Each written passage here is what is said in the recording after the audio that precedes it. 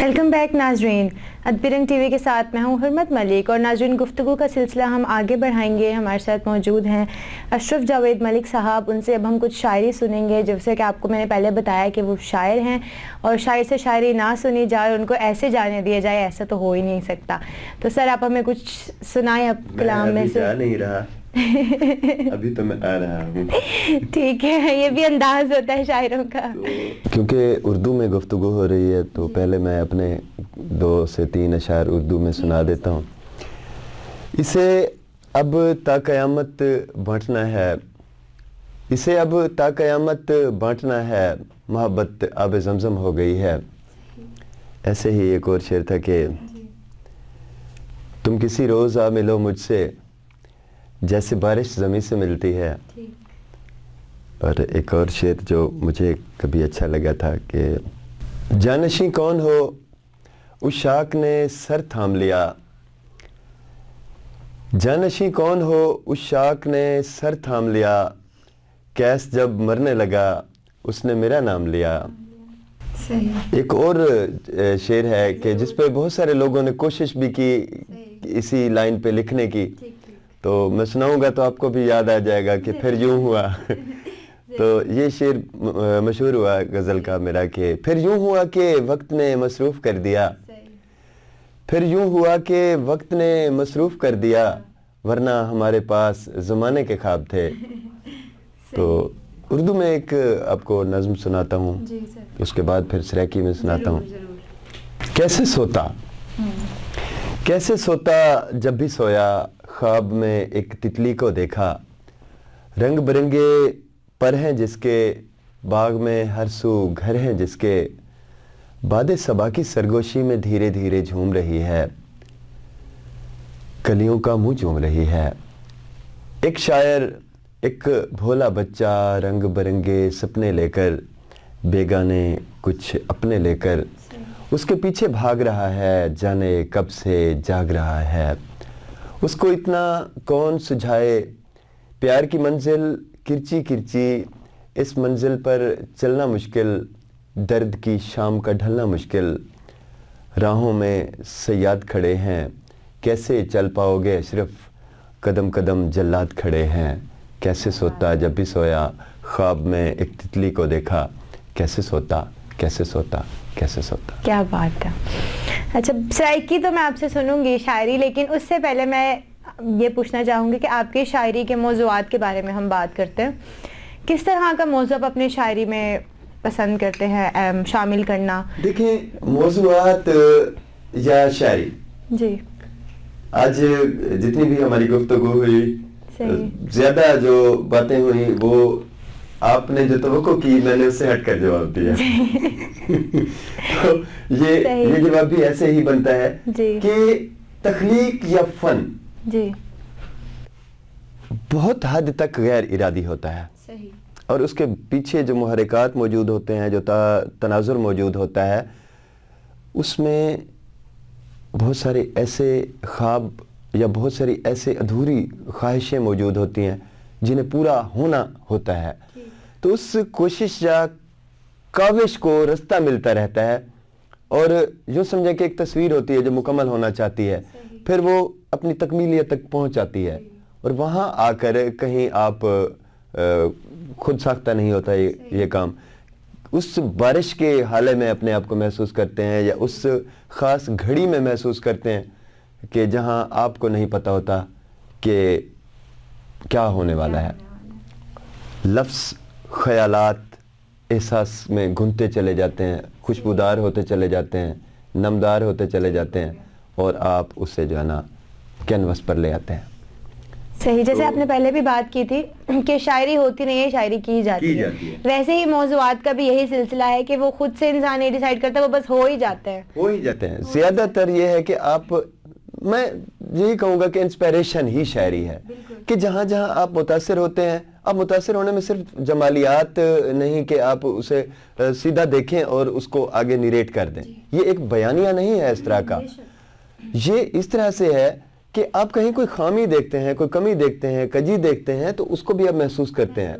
माशरे में आप मनफी रवैये देखते हैं, آپ ظلم دیکھتے ہیں, کرپشن دیکھتے ہیں, غربت دیکھتے ہیں, احساس محرومی دیکھتے ہیں, تو اس کو بھی آپ کہیں کسی دائرے میں لے کر آتے ہیں, اس کے حوالے سے آپ کڑتے ہیں اور وہ پھر لفظوں میں ڈھل جاتا ہے جو آپ کا احتجاج ہوتا ہے, تو وہ احتجاجی شاعری کہلائے گی. جہاں آپ ریکویسٹ کرنا چاہ رہے ہوتے ہیں, جہاں آپ استدعا کرنا چاہ رہے ہوتے ہیں, تو یہ استدعائیہ شاعری ہوتی ہے. تو اس طرح سے موضوعات خود بخود تشکیل پاتے جاتے ہیں, مختلف اصناف ہیں, مختلف اقسام ہیں, اور سب سے جو مجھے پسند آیا شاعری کا جو ڈکشن ہے یا صنف ہے وہ نظم ہے, جدید نظم میں لکھتا ہوں, اردو میں بھی, سرائکی میں بھی. صحیح. اور میں یہ پوچھنا چاہوں گی, آپ نے سرائکی میں بھی شاعری کی ہے, اردو میں بھی شاعری کی ہے, آپ کو پذیرائی کس اس میں ملی ہے؟ مجھے دیکھیں, میں ایک طویل عرصے سے شاعری کر رہا ہوں. رفت عباس صاحب میرے دوست بھی ہیں, استاد بھی ہیں, برادری کے بھی ہیں, ارائیں برادری ہے ہماری, تو ہمارے علاقے کے بھی ہیں.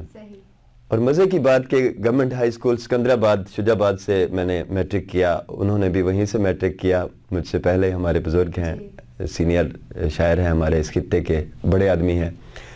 میں نے انہیں دیکھا, ان سے گفتگو کی, اور پھر وہ میرے کولیگ بھی رہے. 3 سے 4 سال ہم ایک ہی کالج میں پڑھاتے رہے, گورنمنٹ ولایت حسین اسلامیہ کالج میں. انہیں میں سنتا رہا, ان کی شاعری پڑھتا رہا. میری تربیت میں بہت سارا حصہ ان کا ہے, میں اعتراف کرتا ہوں آپ کے چینل کے توسط سے. بالکل, جس میں آپ کا کریڈٹ تو انسان کو دینا چاہیے جس کا ہو. انہوں نے مجھے ایک مرتبہ کہا تھا کہ انہوں نے کہا کہ اگر آپ اردو شاعری کر رہے ہیں, بہت بڑا آپ کا نام ہو جائے گا, تو ملتان کے آپ اسلم انصاری صاحب بن جائیں گے, یا انور جمال صاحب بن جائیں گے, اور کیا کریں گے. سرائکی جو ہے اس خطے کی زبان ہے جہاں 8 گھنٹے تک گاڑی چلتی ہے, ٹرین چلتی ہے, اور مضافات میں 4 سے 5 کروڑ لوگ سرائکی بولتے ہیں, زیادہ سننے والے لوگ موجود ہیں. اردو رابطے کی زبان ہے. میں اردو کا PhD اسکالر ہوں, میں اردو کا استاد ہوں, لیکن یقین مانیں مجھے سب سے زیادہ پذیرائی سرائکی شاعری میں میسر آئی, اور میرا وسیب مجھے سنتا ہے, میرا وسیب میری شاعری کو پڑھتا ہے, مجھے اچھا لگتا ہے. چلیں, سرائکی شاعری کی بات ہو ہی رہی ہے تو کچھ سنائی دے سرائکی میں بھی ہمارے ناظرین کو. میری نظمیں جتنی بھی میں نے لکھی ہیں اپنے اس مٹی کا, دھرتی کا ذکر ہے. سرائکی وسوں, سرائکی وسیب کی بات میں نے کی, یہاں کے جنگل, یہاں کے دریا, یہاں کے پرندے, یہاں کے لوگ, ثقافت کی بات کی. اور کہیں بھی کوئی بڑا ناول جب آپ لکھتے ہیں وہ مقامی دھرتی کی جڑت سے لکھا جاتا ہے, اس سے ہٹ کر آپ ناول نہیں لکھ سکتے. آپ دیکھیں اردو میں اب تک کوئی بڑا ناول نہیں لکھا جا سکا. سرائکی میں پھر بھی 1-2 اچھے ناول سامنے آئے ہیں. سلیم شہزاد کا ناول آپ دیکھیں, گھاڑ, اس کے بعد ابھی ایک ناول میری گاڑی میں پڑا ہے, پلوتا, میں اسے پڑھ رہا ہوں. تو بڑی بات کی گئی اس میں, 5000 ایک درخت کی بات کی گئی پلوتا میں. تو اس خطے کی عمر بھی 5000 سال ہے. اچھا. اور اس پہ روحانیت کے ساتھ ہیں, بزرگوں کے ساتھ ہیں, اس مٹی پہ محبت کے ساتھ ہیں. ہاں جی. تو یہ ان سبھی عناصر کی گونج آپ کو میری نظموں میں دکھائی دے گی. ہمارے ہونے کے حوالے سے بات ہے یہ جو نظم ہے. صحیح, ٹھیک ہے. سادہ ہومن, سادہ ہومن, ہوند ہے اس کا جو موضوع ہے, ہوند. ہوند ہے اردو میں اسے کہتے ہیں ہمارا ہونا. ہونا, ٹھیک ہے. شام کو لالی دھمی کو کان دیگر ویلے چیڑی بن دے. شام کو لالی دھمی کو کان دیگر ویلے چیڑی بن دے. سادہ ہومن, سادہ جیون, بدلا وانگوں وستی وستی وسدا ہویا. چھیکڑ باقی جنگل بن دے. سادہ اندر شام دی کالی بکل دے وچ, ساڈی جون وچ سادے وانگوں چرکے تونی نال سادے. ہک سا بڑھدے ہک سا ٹردے. سادہ ہون ان ڈٹھے کہیں دریا وانگوں. دنیا داری دے ریتڑ وچ نمی رت دے وڑاں دے نال گال کریں دے. ساگ جوار کماند کپاتھی کڑک رنگ چ ڈھلدا ویندے. بک ساڈی دی بھال کریں دے جیون سادہ. سجتے چندر ہواتے پانی بھاتے مٹی دا ورتارا. ہون سادہ اللہ پاروں اللہ کیتے اللہ سانگے. روشنی دا ایک نقطہ بن دے کوڑی دنیا سوئی دا دفعہ اساں ایک دن ان دفعے دے وچ لنگسوں جی کھیڈن کار کبوتر وانگوں روح اساڈی آسمانے دا پند کرے سی. کیا بات ہے. ناظرین اب ہم ان سے پوچھیں گے کہ آپ کی جیسے آپ نے پہلے وقفے سے پہلے بتایا کہ آپ ڈاکٹریٹ میں آپ کے کچھ ریسرچ آرٹیکلز جو ہیں وہ پبلش ہونے والے ہیں, تو ہم اسی حوالے سے آپ سے بات کریں گے کہ کیا آپ کا تھیسس کا کیا ٹاپک ہے اور کیا آپ کے ٹاپک سرائکی سے ریلیٹڈ ہے. اگر سرائکی سے ریلیٹڈ ہیں تو ان کے ٹاپکس کیا ہیں, کس طرح کے آپ جو ریسرچ آرٹیکلز پبلش ہونے والے ہیں آپ کے. دیکھیں میں اردو زبان و ادب میں استاد ہوں, پڑھاتا ہوں گورنمنٹ کالج میں, اور بہادر زکریا یونیورسٹی ملتان میں میں شعبہ اردو میں طالب علم ہوں, ڈاکٹریٹ کر رہا ہوں, تو اردو میں ہی ہے. ٹھیک ہے, پی ایچ ڈی اردو میں. جی, موضوع ہے میرا پاکستانی اردو نظم, ماحولیاتی تناظراتی مطالعہ. تو جیسا کہ موضوع سے آپ اندازہ کر سکتے ہیں کہ اس میں جتنی بھی نظمیں اب تک کہی گئی ہیں, اب نظم اس خطے کے حسن کے ساتھ بھی جڑی ہوئی ہے, جمالیات کے ساتھ بھی جڑی ہوئی ہے, توازن کے ساتھ بھی, ترتیب کے ساتھ بھی, زندگی کے ان فطری یا قدرت کے جو عناصر ہیں ان سے بھی جڑی ہوئی ہے. بائیوٹک اینڈ ایبیوٹک دونوں جو عناصر ہیں, یعنی زندہ جاندار, زندہ نامیات اور غیر جاندار جتنے عناصر ہیں, پہاڑ ہیں, معدنیات ہیں, دریا ہیں, یہ سارے. ٹھیک ہے, میں بات کاٹ رہی ہوں, پہلے ناظرین کو یہ پتا ہے کہ نظم ہوتی کیا ہے, اس کے بارے میں پھر ہم آگے بات کریں گے. تو اس کو مکمل ہونے دے بات کو, تو کیونکہ یہ ایک میں ماحولیات کی تعریف بیان کر رہا ہوں کہ ماحول ہے کیا. بائیوٹک اور ایبیوٹک کا آپس میں جو ایک جڑت بنتی ہے, جاندار اور غیر جاندار جو عناصر ہیں ان کے جڑنے سے زندگی کا جو نظام ترتیب پاتا ہے اور اس میں ایک توازن موجود ہوتا ہے, اس کو ہم ماحولیات کہتے ہیں. ماحول کا مطلب ہوتا ہے ہمارا ارد گرد یا ہمارے ارد گرد کی دنیا. تو اب آپ اپنا سوال کریں. ہاں جی, بس میں یہ پوچھنا چاہ رہی تھی کہ نظم کیا, کیونکہ آپ کا ٹاپک نظم سے بھی ریلیٹڈ ہے نا, تو ماحولیات کے بارے میں آپ نے بتا دیا. کچھ کو نہیں پتا ہوتا کہ نظم کیا, سنتے تو ہم لوگ رہتے ہیں, کورس میں بھی پڑھتے رہتے کہ نظم ہے, لیکن ہم اس کو ڈیپلی نہیں دیکھتے کہ نظم ہے کیا بیسیکلی. دیکھیں, نظم ترتیب, نظم کا مطلب نام سے ہی ظاہر ہے کہ ترتیب. دیکھیں جو لفظ ہے وہ ہے نظم. نظم و ضبط جیسے, تو ترتیب میں ہونا. نظم جو ہے ایک ایسی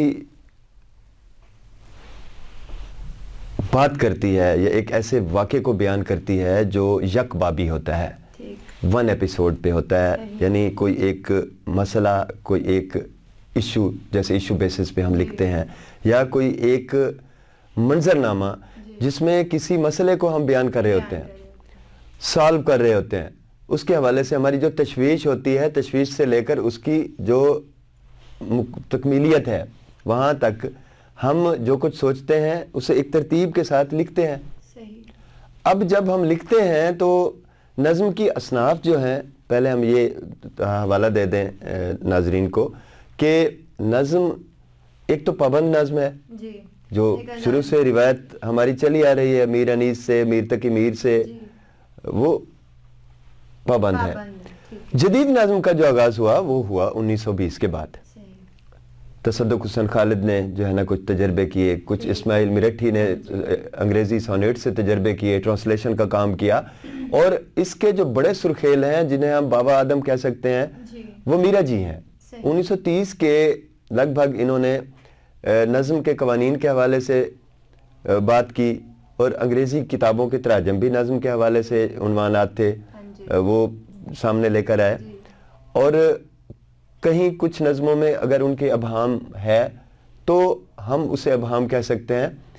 دریدہ نے تو یہ کہا تھا کہ سننے والے پہ منحصر ہے کہ وہ کیا سمجھتا ہے, کہنے والا کہہ جاتا ہے.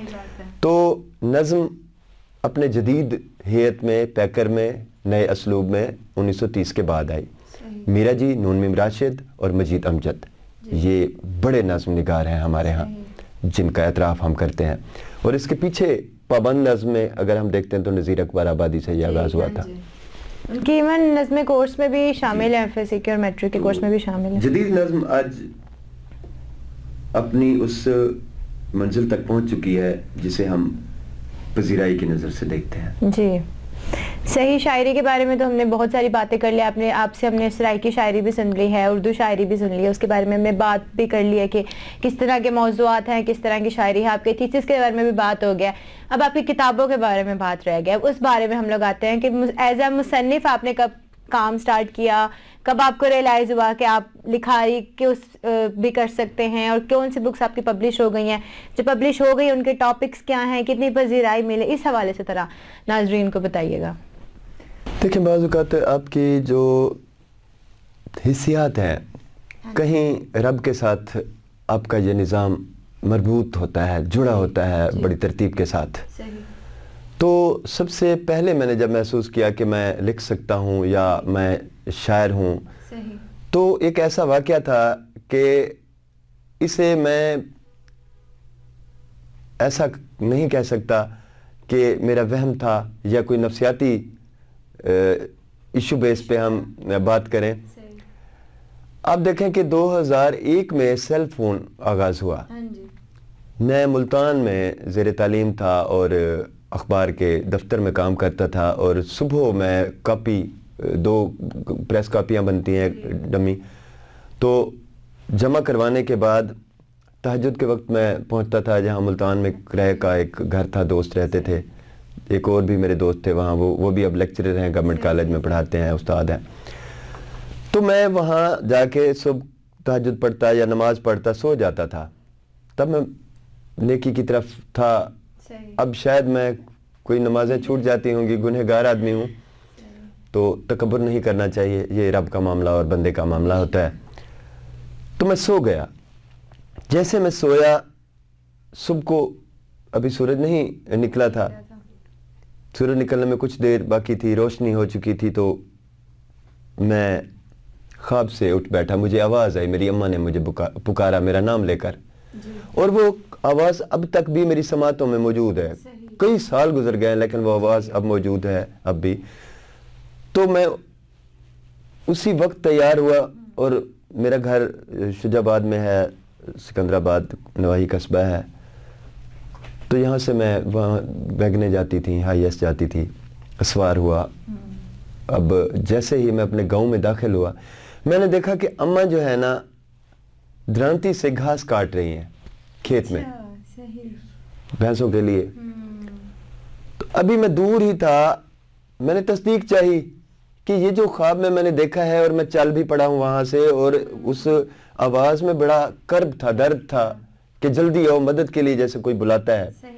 میں نے کہا اماں میں آ گیا ہوں.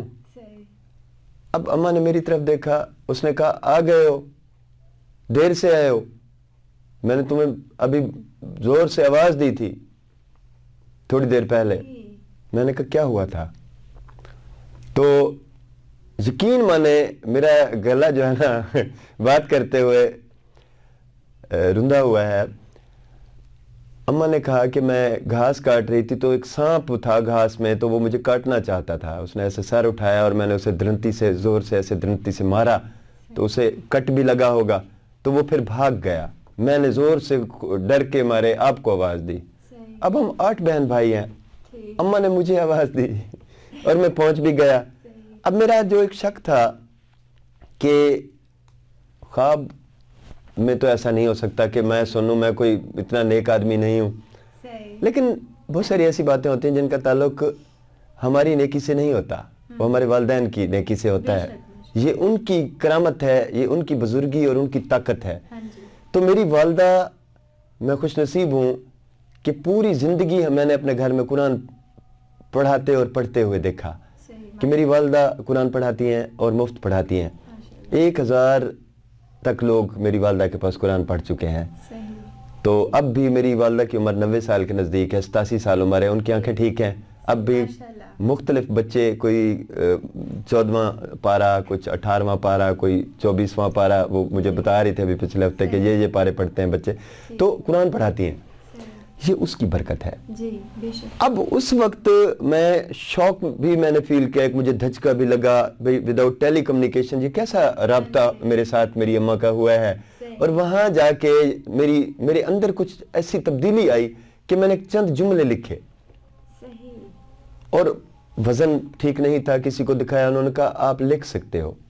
پھر دوسرا فیز سیکنڈ ایئر میں پڑھتا تھا, بہت زیادہ میں ڈسٹرب رہنے لگا, اور مجھے ایسا لگتا تھا ایک بارش ہوتی ہے میرے اندر, اور کچھ اتنی عجیب گھٹن اور بے قراری کہ جب تک میں روؤں نہ مجھے سکون نہیں آتا, میں رونے لگ جاتا تھا.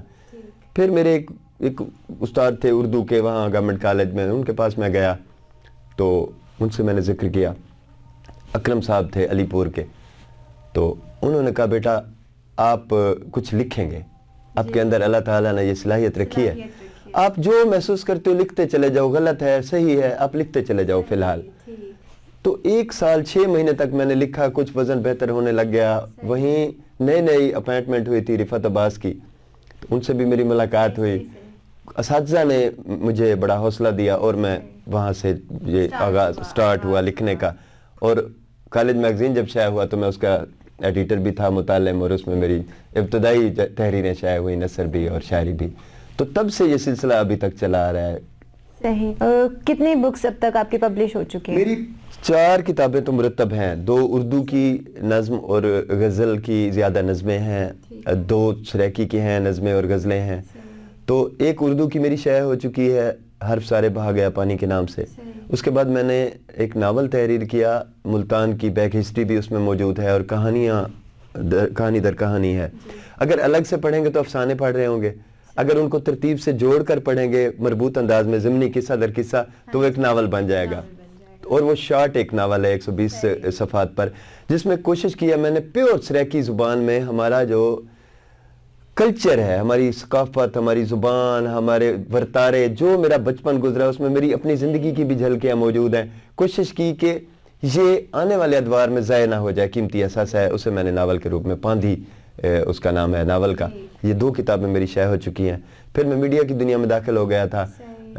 گریجویشن کے بعد ریڈیو پاکستان ملتان سے میں ریلیٹ رہا, نیوز کاسٹر رہا, کمپیئر رہا, ڈرامہ آرٹسٹ رہا. تو مجھے اعزاز حاصل ہے کہ کیسر نقوی اور بھی جتنے بھی لوگ اب کام کر رہے ہیں وہاں, ان کے ساتھ میں نے کام کیا.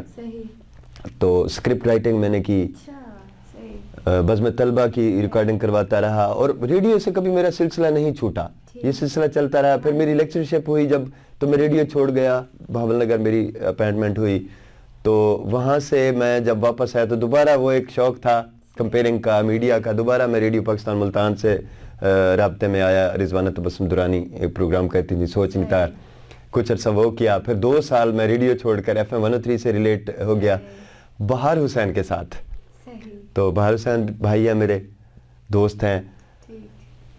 اس لیے میں نے شروع کے جو تعارف تھا, میں نے یہی کہا نا کہ میں نے ابھی تو ہاف تعارف ہی نہیں کرایا آپ کا.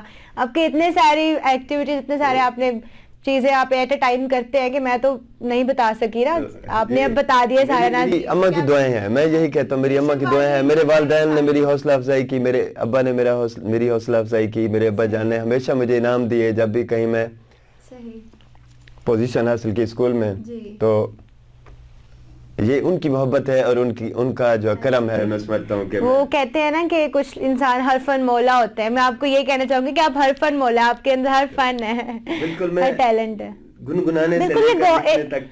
ہاں جی. اور یہ چیزیں ہر کسی میں نہیں ہوتی ہیں, تو یہ گاڈ گفٹڈ ہوتے ہیں یا پھر آپ کے پیرنٹس کی دعائیں ہوتی ہیں؟ والدین کی دعائیں ہیں, اساتذہ کی محبت اور تربیت, اور اللہ تعالیٰ کا بے حد میں سمجھتا ہوں احسان ہے کہ وہ ہمیشہ میرا مومن رہا, اس کی محبت شامل ہے. صحیح. بریک پر جائیں گے ناظرین, لیکن اس سے پہلے ہم چاہتے ہیں کہ ہم آپ سے گانا سنیں, کچھ گنگنا دے تھوڑا سا. اب آپ نے مشکل میں ڈال دیا اچانک مجھے یہ حکم صادر کر کے. نہیں, جس طرح آپ ایزی ہو, جتنا آپ کو آتا ہے, یا پھر جتنا آپ کمفرٹیبل ہو اس طرح سے. ایک ہے, میں گنگناتا ہوں کہ طلعت محمود کی آواز میں ضرور 1-2 انترا میں آپ کو سنا دیتا ہوں. میری یاد میں تم نہ آنسو بہانا, وہ گزرا زمانہ مجھے بھول جانا. میری یاد میں تم نہ آنسو بہانا، وہ گزرا زمانہ مجھے بھول جانا میری یاد میں، جدا میری منزل جدا تیری راہیں، جدا میری منزل جدا تیری راہیں، اب نہ ملے تیری میری نگاہیں، اب نہ ملے تیری میری نگاہیں، سمجھنا کہ تھا ایک سپنا سہانا، وہ گزرا زمانہ مجھے بھول جانا میری یاد میں۔ کیا بات ہے ناظرین، یہاں پر لیتے ایک چھوٹا سا بریک، کہیں میں جائے گا، ویل بی رائٹ بیک۔